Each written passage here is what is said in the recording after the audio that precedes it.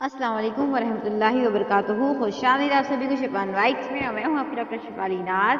آج سے ہم ایک سیریز سٹارٹ کرنے والے ہیں. اسلام پاکیزگی کے بارے میں کیا کہتا ہے. جو نبی کریم صلی اللہ علیہ وسلم کی حدیث ہے کہ پاکی آدھا ایمان ہے.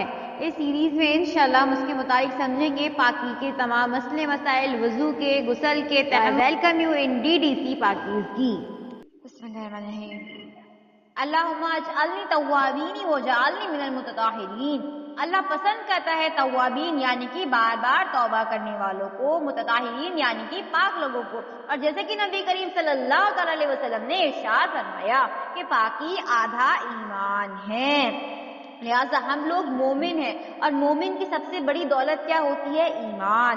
ایمان کی دولت مومن کی سب سے بہترین کنجی ہے, سب سے بہترین کمائی ہے. تو ہم لوگوں کو کیا کرنا ہے؟ اپنا ایمان انکریز کرنا ہے. کبھی ہم نیکیوں کے ذریعے سے, کبھی ہم عبادت کے ذریعے سے, کبھی ہم تلاوت کے ذریعے سے, کبھی ہم معاملات, معاشرات اور اخلاقیت کے ذریعے سے اپنے ایمان کا لیول ہائی کرتے ہیں.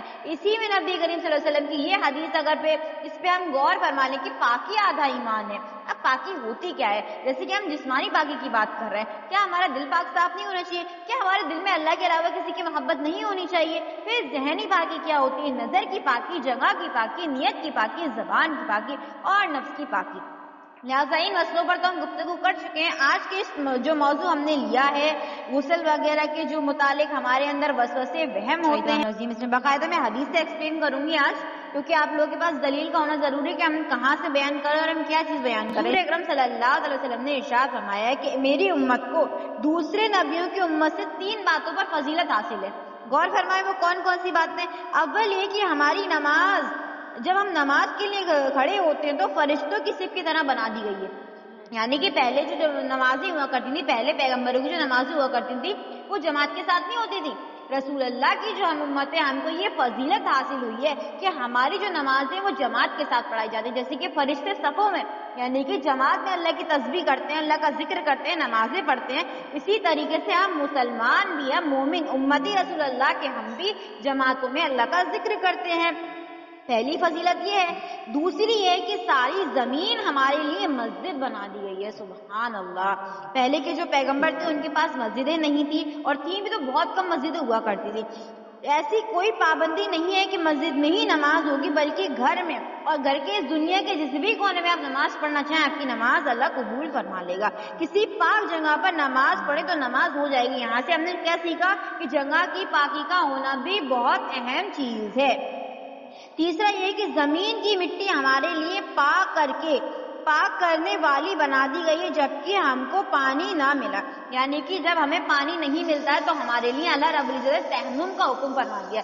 اگر کوئی انسان ایسی بیماری میں مبتلا ہے کہ جس کے اوپر کوئی مصیبت آئی ہوئی ہے, یا بیماری کوئی ایسی ہے تو وہ پانی کا یوز نہیں کر سکتا ہے, تو اللہ رب العزت نے فرمایا کہ تم مٹی سے اپنے جسم کو پاک صاف کر لو. مٹی کے ذریعے سے ہم غسل بھی کر سکتے ہیں, جہاں پہ جس حصے پہ گندگی لگی ہوئی ہے مٹی کے ذریعے سے ہم اپنے جسم کو پاک کر سکتے ہیں. لہٰذا اس حدیث سے معلوم ہوا کہ پانی موجود نہ ہو تو وضو اور غسل کی جگہ تیمم کیا جا سکتا ہے. یہ سمجھنے والی بات یہاں پہ پاکی کیوں ضروری, نماز کے لیے پاکی کا ہونا بہت ضروری بات ہے. قرآن مجید نے وضو اور غسل کا اجمالی طریقہ بتایا, ارشاد فرمایا اور اگر تم بیمار ہو اور پانی کا استعمال نقصان دہ ہو تو اس حالت میں ہم کیا کریں گے؟ پانی نہ ہو یا اس میں کوئی اپنے آپ کو کس طرح سے پاک کریں گے؟ حضرت ابو ذر رضی اللہ تعالیٰ عنہ روایت کرتے ہیں کہ میں نے نبی کریم صلی اللہ علیہ وسلم سے سنا کہ پاک زمین مسلمان کا وضو ہے, یعنی کہ پاک زمین سے بھی وضو کر سکتے ہیں. اگرچہ 10 سال پانی نہ پائے پر جب پانی مل جائے تو اپنے بندے پر وضو یا غسل کی ضرورت کے اعتبار سے استعمال کر لے. یعنی کہ اگر پانی نہیں ہے تو مٹی کے ذریعے سے اپنے جسم کو پاک کر لیں گے, اور پانی ہے تو اپنی ضرورت کے مطابق پانی سے اپنے جسم کو پاک کر لیں گے. ٹھیک ہے, اسی کے ساتھ آگے سمجھیں گے. حضرت عائشہ رضی اللہ تعالیٰ عنہ فرماتی ہیں کہ رسول اکرم صلی اللہ علیہ وسلم سے میں نے دریافت کیا کہ اگر کوئی مرد سو کر اٹھنے کے بعد اپنے کپڑوں پر تر یعنی کہ گیلا پن دیکھے مگر اہتمام ہونا یاد نہ ہو تو کیا غسل فرض ہو گیا؟ یعنی کہ بہت دفعہ کیا ہوتا ہے ہم لوگ خواب میں کچھ اس طریقے کا دیکھ لیتے ہیں جس کی وجہ سے ہمیں ڈسچارج ہو جاتا ہے اور ہمیں لگتا ہے کہ ہم پہ غسل فرض ہوا ہے یا نہیں ہوا. اس طریقے کے مسئلے بہت آتے ہیں. اس کے جواب میں سرکار دو عالم صلی اللہ علیہ وسلم نے فرمایا کہ وہ شخص غسل کر لے. پھر یہ دریافت کیا عائشہ نے کہ ایک مرد کو احتلال ہو گیا، یعنی کہ خواب میں اس نے دیکھ لیا کہ منی خارج ہو، یعنی کہ ڈسچارج ہم لوگ کو ہوتا ہے۔